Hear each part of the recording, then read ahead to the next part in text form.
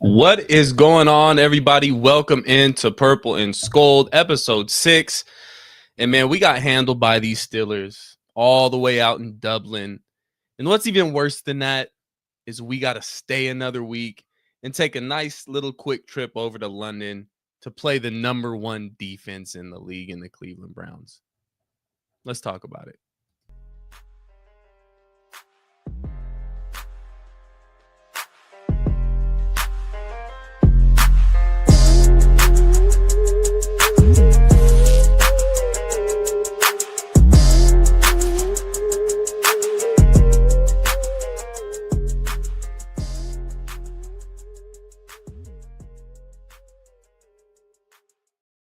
What is going on, everybody? It is your boy SK. This is Purple and SKOL'd Media, and we got some things to talk about. We always got some things to talk about, man. Rough loss against the Steelers this past Sunday in Dublin. We got dubbed in Dublin, man. We got dubbed in Dublin. Aaron Rodgers was looking like his old self for the majority of the game. Defense wasn't stopping the run. Carson Wentz was Carson Wentz. This offensive line looked like the old offensive line. Couple bright spots we can bring up, but obviously, first thing that comes to hand, Steelers win 24-21. We make a late push to try and make this a game at the end, which we did. We had an opportunity with the ball to not only just tie this game, but to win it, and that didn't happen. We had a few plays that obviously didn't bode well for us that caused us to fall short of that. And a lot of those plays were in the final possession. Majority of those plays were by Carson Wentz. But some of you guys might hate me if I say that for some odd reason. I don't know. But if we just go over the stats here, real quick, Carson Wentz, 30 for 46, 350 yards, 2 touchdowns, 2 interceptions. Now, listen, the stat line doesn't look atrocious. Obviously, you don't want to see the 2 interceptions on there. 350 yards, 30 out of 46. Yes, you can sit here, and if we're just looking at the stat sheet, you know what? Carson Wentz had a good game. Carson Wentz had a really good game. You had to watch it to really understand what was going on. Don't get me wrong. There was a couple plays where Carson did what he was supposed to do. He didn't do anything extra. He's hitting a wide open Jordan Addison. There's not much credit you can give the guy. You can't sit here and pat Carson Wentz on the back for doing what a backup quarterback is supposed to do. And we had this same backup quarterback type of guy before, and people crucify me every time I bring his name up. We had a guy that could throw for 350, 400 yards and turn the ball over 2 or 3 times. His name was Nick Mullins. And in my opinion, he was far more excited than Carson Wentz. But that's beyond the point here. It wasn't that great of a game outside of the 350 yards and the 30 out of 46. Outside of that, he took 6 sacks, QBR of 41.3, and a quarterback rating at 84.5. It's not giving you're the starter after the bye week or you're the starter when J.J. McCarthy is healthy. What a lot of people are kind of getting misconstrued here with the quarterback position and Carson Wentz and J.J. McCarthy. And Carson Wentz is just so much better, and he's the veteran, and this team is ready to win now. Did this team look ready to win on Sunday? I don't know. I'm asking you guys. Did this team that everybody's been kind of preaching and pushing for the past 2 weeks in this Carson Wentz agenda, does this team look like they're ready to win now? Does this team look like a contender? It didn't look like that to me. And this is me saying this loss isn't all on Carson Wentz. Yes, he deserves a portion of the blame. Absolutely. You're the quarterback of this football team. But at the end of the day, this team doesn't look like they're ready to win. I know we got banged up along the offensive line, but that big vaulted defense that we're supposed to have, and this is aimed at B-Flow here. Where was the run defense? Where was the run defense? Kenneth Gainwell ran for 100 yards on us.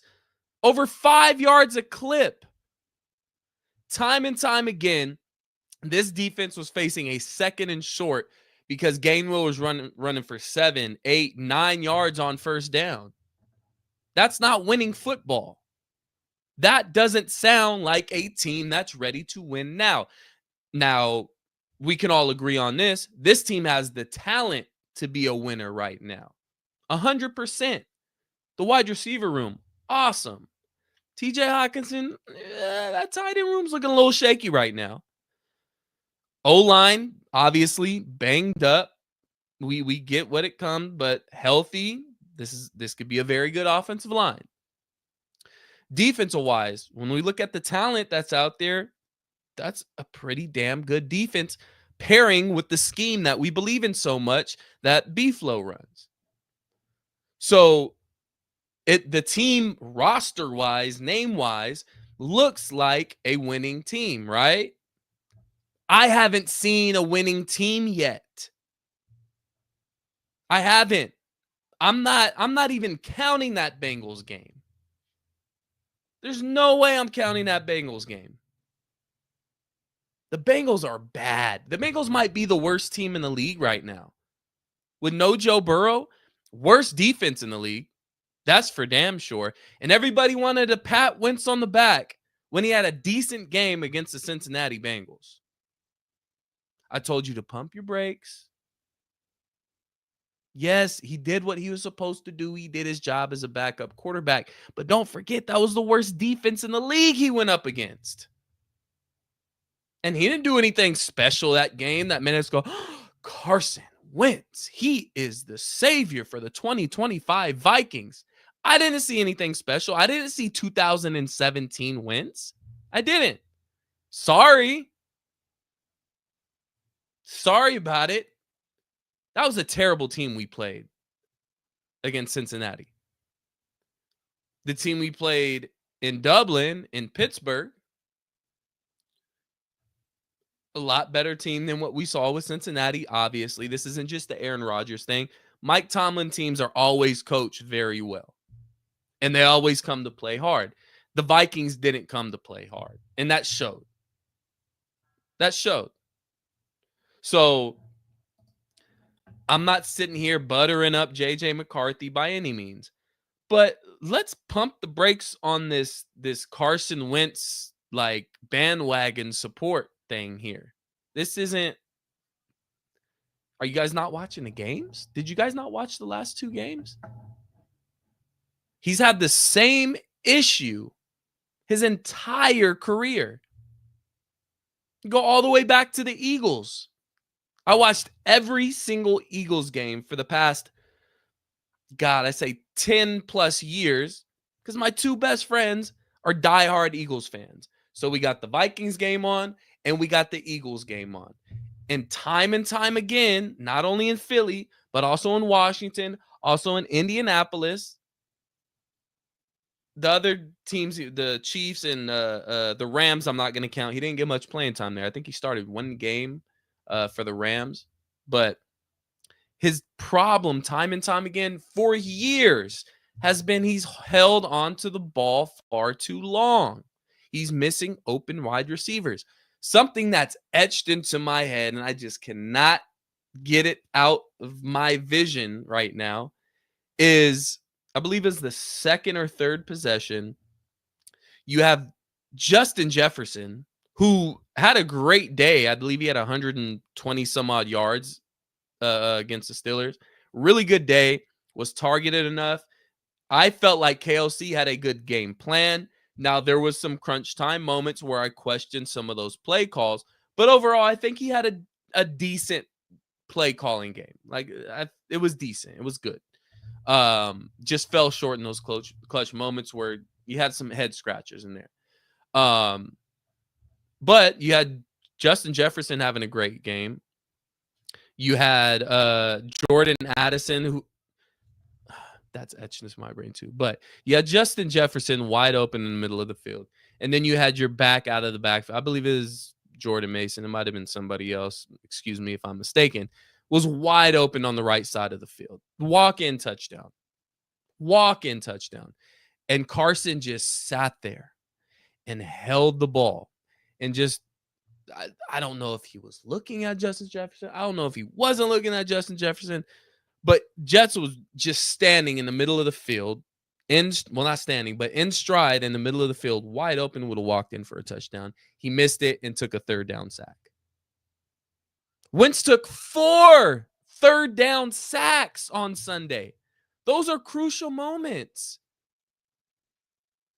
And the majority of those sacks weren't, oh, well, the line just got in quick. He had no choice. No, these were moments where the offensive line held up fairly well.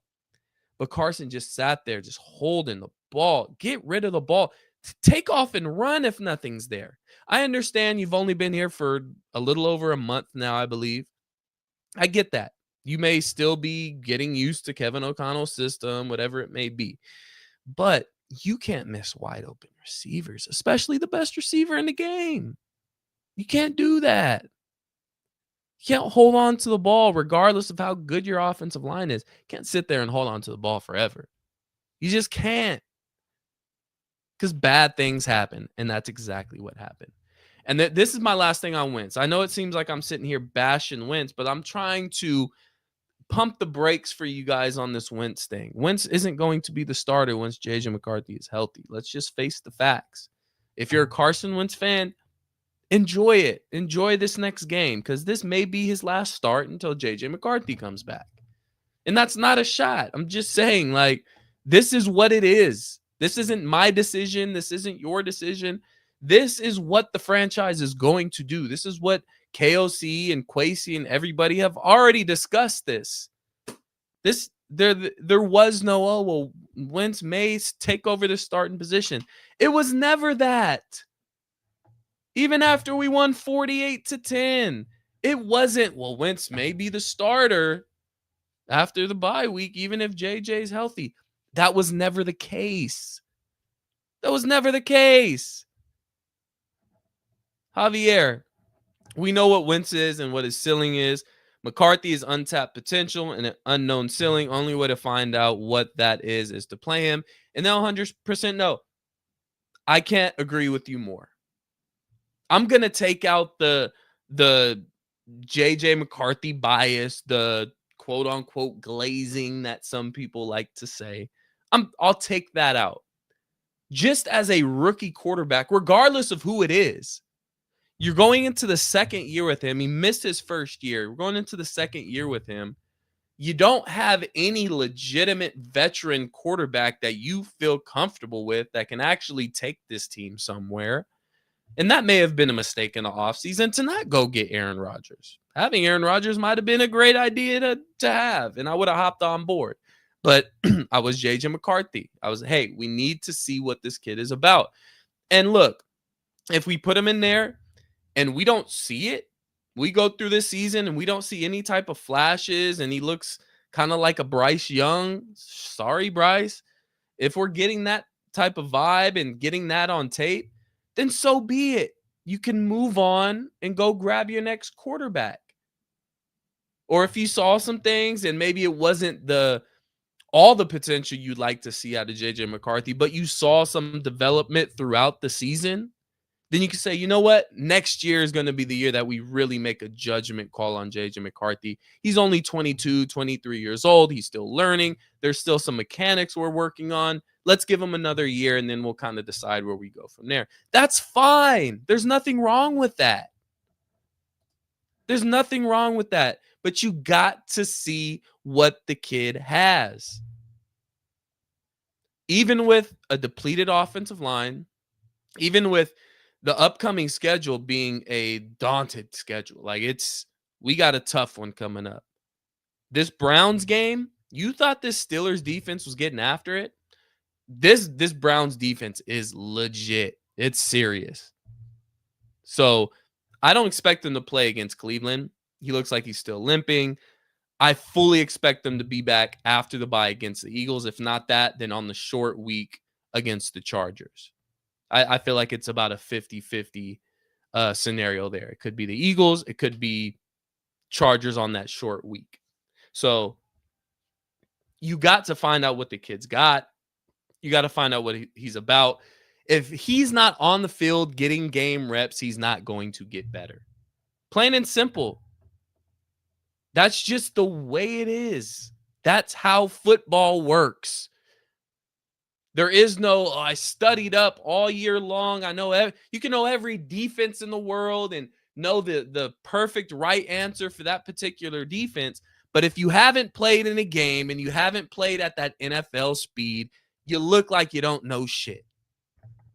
You need to adapt to the NFL speed. It's a common knowledge for this. This is known.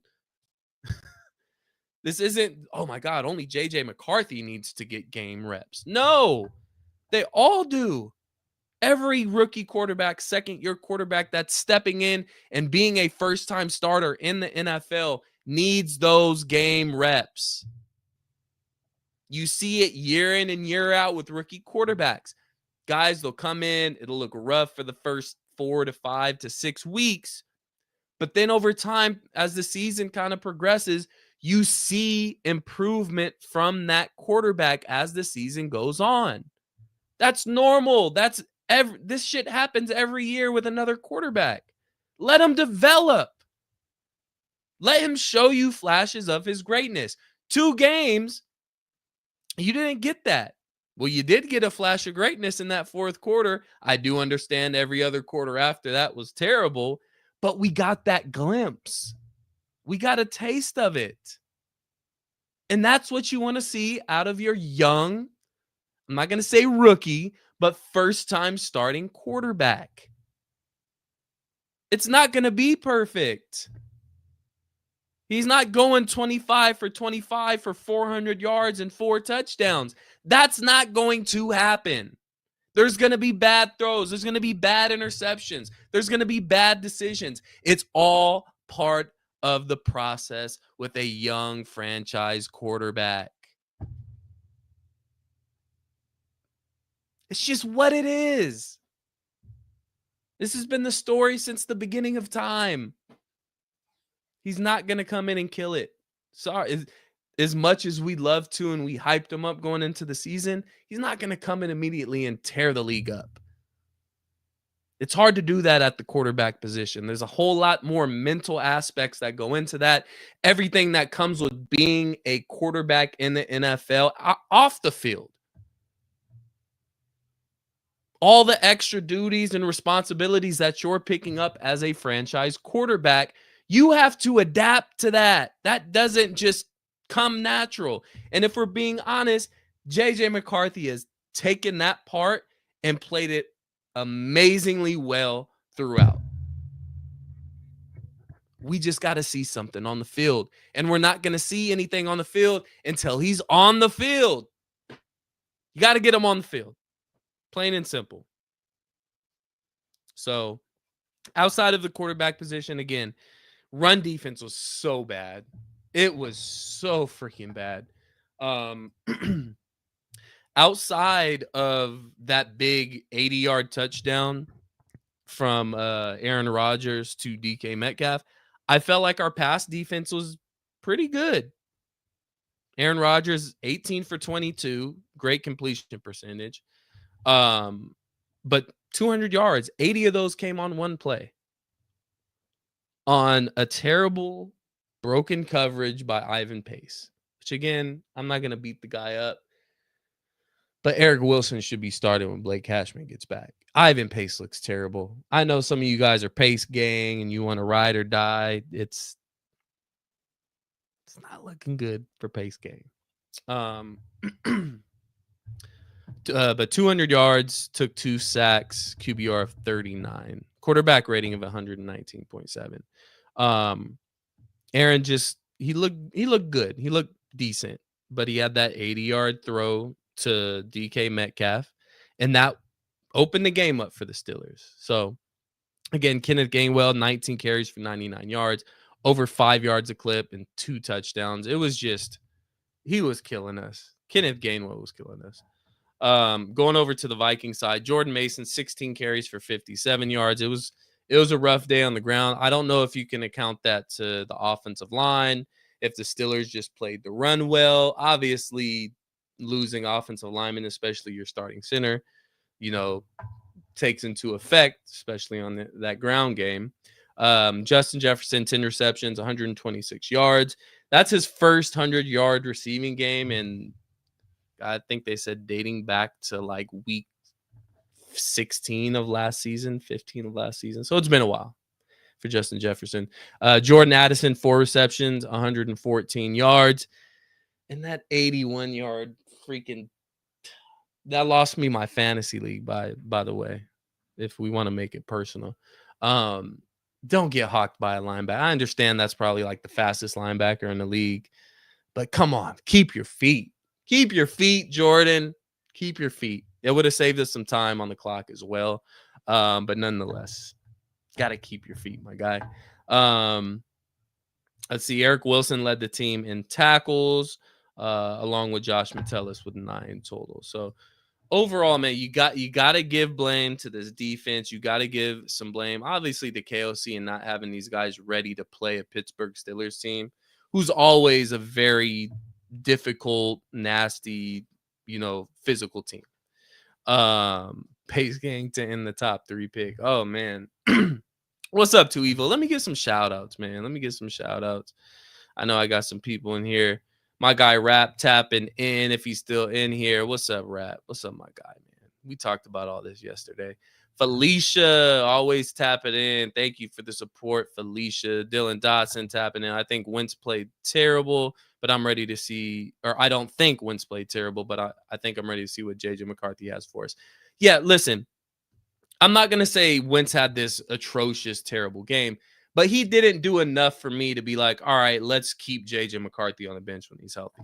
He just didn't do enough. But that's okay. We know what Carson Wentz is.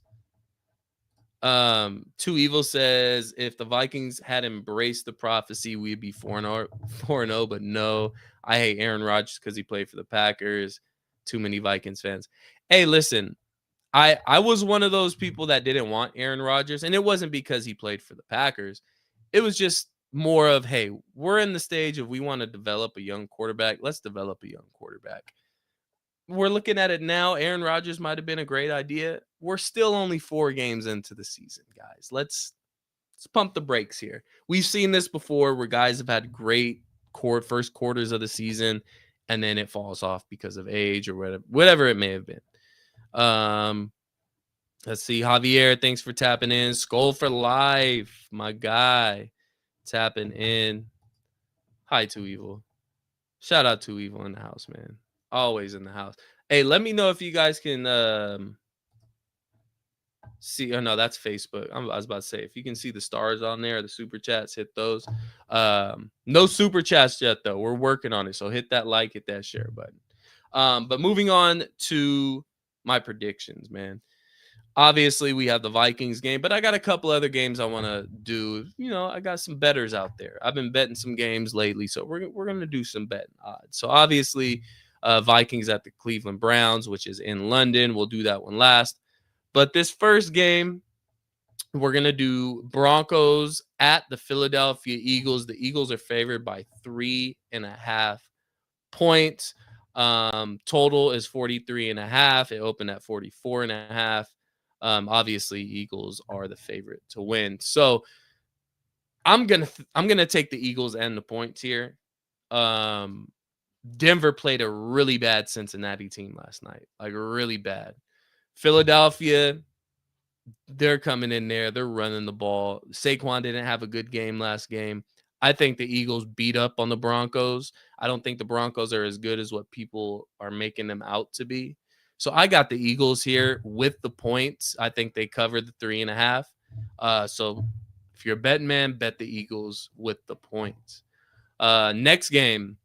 This one's a little tricky one here. And there's a stipulation to this one. I have a stipulation. Which I think he's out. Obviously, Lamar Jackson. Baltimore Ravens are still favored by 3.5 points, though, which doesn't make sense to me. The Ravens have a really, really bad defense. Derrick Henry is starting to show his age. That offensive line for the Ravens is bad. The wide receiving core isn't very good outside of Zay Flowers. DeAndre Hopkins is well past his prime. It's the Ravens without Lamar Jackson, in my opinion, are probably the Bengals without Joe Burrow. And I think that's what we're going to be seeing against the Texans. The Texans come off their first win of the season. They got a little bit of momentum.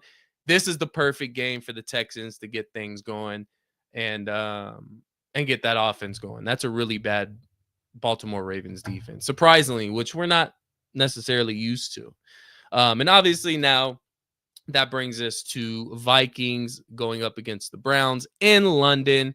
The Vikings are now, they were 5.5. They're now 3.5 favorites against the Browns, who is the home team in this situation. I'm going to take the Vikings, and I'm going to say we cover, but barely. I'm going to stick with my original score prediction. The Browns are starting a rookie quarterback. It's not Shedeur Sanders. It's Dillon Gabriel. We all know Brian Flores loves going up against rookie quarterbacks. I think this is going to be a defensive battle back and forth. The total is 36.5. Take the under. This is going to be in the teens type of game. The Cleveland Browns are the best against a run. They're giving up 57 yards a game on the ground. They're very good at getting after the passer. All their games have been pretty low scoring games, but they were able to sneak one against the Packers, winning 13-10, I believe, by that defense. That defense was just getting after it. So I think it's going to be a defensive battle.